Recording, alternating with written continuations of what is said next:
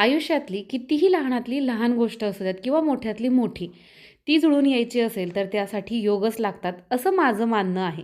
तुम्हालाही तसंच वाटतं का? हे मला कमेंट करून नक्की सांगा. तर तुम्हालाही माहिती आहे, बरेच दिवस झालं, बरेच दिवस नाही, बरेच महिने झालं मला गिरण घ्यायची होती आणि मी ह्या दुकानात बघ, त्या दुकानात बघ, असं सगळं माझं चाललं होतं. तर फायनली आज घरामध्ये गिरण आलेली आहे. बरं, आता ही गिरण आम्ही घेतलेली आहे इंदापूरवरून. इंदापूरमधल्या दुकानाचं नाव अर्थातच मला सांगता येणार नाही, कारण की ती आणण्यासाठी गेलते हे सई आणि राधिका. राधिकाचं सुद्धा तिकडं थोडंसं काम होतं, मग म्हटलं कामात काम होईल, तर त्याच्यामुळे हे तिघंजण गेले होते. आता कोणतीही नवीन वस्तू ज्यावेळेस आपल्या घरामध्ये येते, अर्थातच सगळ्यांनाच माहिती आहे की आपण तिची पूजा करतो. तर आता डायरेक्ट पूजा कशी करणार, तिची स्वच्छताही झालीच पाहिजे. शिवाय याच्यामध्ये जे पीठ तयार होणार आहे ते आपण डायरेक्ट खाणार आहोत, तर त्याच्यामुळे या सगळ्या वस्तूंची स्वच्छताही झालीच पाहिजे.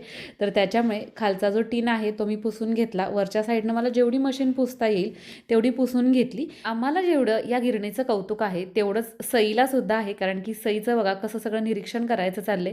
कुठला पार्ट कशा पद्धतीचा आहे, कुठल्या पार्टला काय नाव दिलेलं आहे, किंवा हा ब्रश कसा काम करतो, दरवाजा कसा काम करतो, हे सगळं तिचं चेक करायचं चाललं होतं.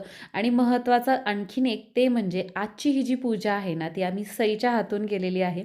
अर्थातच घरातल्या ज्या मुली असतात त्या लक्ष्मीचं रूप असतात, तर मग म्हटलं चला छान नवीन वस्तू आलेली आहे चांगल्या मुहूर्तावर, तर त्याच्यामुळे सईच्याच हातून याची पूजा देखील झाली पाहिजे.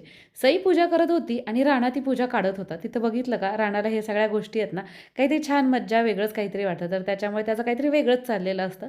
सईनं अगदी सांगितल्यासारखं, शिकवल्यासारखं व्यवस्थित पूजा केली. सईनंतर मी सुद्धा पूजा केली. आता गिरण तसं बघायला गेलं तर मला जेवढं शक्य होतं तेवढी मी वर्ण पुसून घेतली, पण म्हटलं आतनं सुद्धा ही स्वच्छ झाली पाहिजे, तर त्याच्यासाठी घास काढला. आता घास काढणं म्हणजे काय, तर अगदी थोडंसं धान्य गिरणीमध्ये टाकायचं आणि त्याचं पीठ होऊ द्यायचं. म्हणजे काय होतं, ती आतल्या साईडनं व्यवस्थित अशी मशीन वापरली जाते, पुसली जाते आणि हे जे बारीक झालेलं धान्य आहे म्हणजे तयार झालेलं पीठ, ते पीठ वापरायचं नाही, ते गाईला वगैरे चारायचं.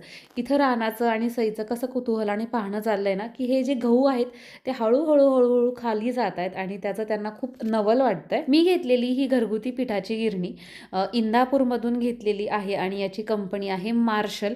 तर अतिशय चांगली कंपनी आहे ही. तुम्हाला जर हवं असेल तर तुम्ही सुद्धा घेऊ शकता. लोकल मार्केटमध्ये फिरून चौकशी केली तरीही चालेल आणि याची किंमत आहे म्हणजे आम्हाला तरीही निदान 14,000ला बसली. आता पीठ बारीक होताना थोडासा आवाज होतो बरं का, पण अर्थातच तेवढं तर आपल्याला सहन करावंच लागणार. घास काढल्यानंतर सगळ्यात पहिलं धान्य यामध्ये मी कोणतं बारीक केलं, तर ते म्हणजे मी तुमच्या सगळ्यांसाठी जी चकलीची भाजणी अवेलेबल करून देत असते, ती भाजणी यामध्ये मी बारीक करायला घेतली आहे. गिरण घेण्याचा उद्देश तोच होता की आपल्या घरच्या दळणासाठी आपल्याला बाहेर जायची वेळ येऊ नये.